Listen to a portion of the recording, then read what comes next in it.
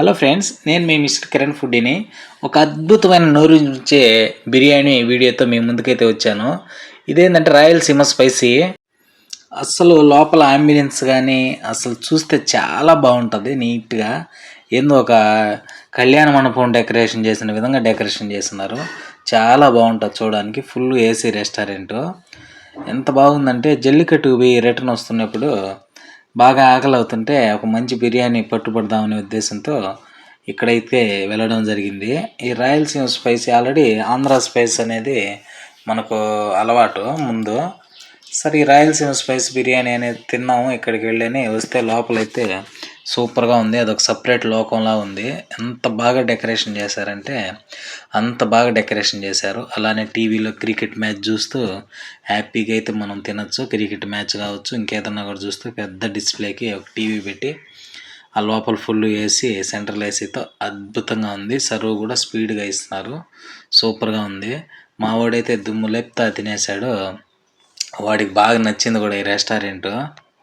అసలే ఆదివారం, అది జల్లికట్టుకు పోయి మంచి ఎండలో వీడియోలు తీసి ఆడ చూసి ఆ జల్లికట్టులో పాల్గొని బాగా నీరసపడిపోయినాము. ఇంకా ఆదివారం మంచి పట్టు పట్టాలని మంచి ఫుల్ పెద్ద బిర్యానీ అయితే ఇద్దరం స్పెషల్ బిర్యానీ అయితే ఆర్డర్ ఇచ్చేసాము, మావాడు నేను.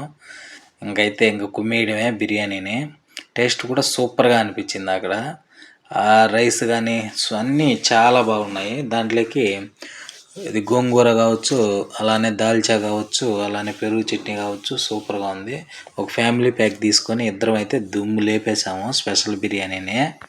సిటీ సైడ్ రెస్టారెంట్లు ఫుల్గా ఉన్నాయి బా. ఈ విధంగా ఎక్కడ వెళ్ళినా కూడా కూర్చొని తినడానికి ఎంత నీట్గా, అంత పద్ధతిగా, అంత సాంప్రదాయంగా ఉన్నాయి నీట్గా రెస్టారెంట్లు.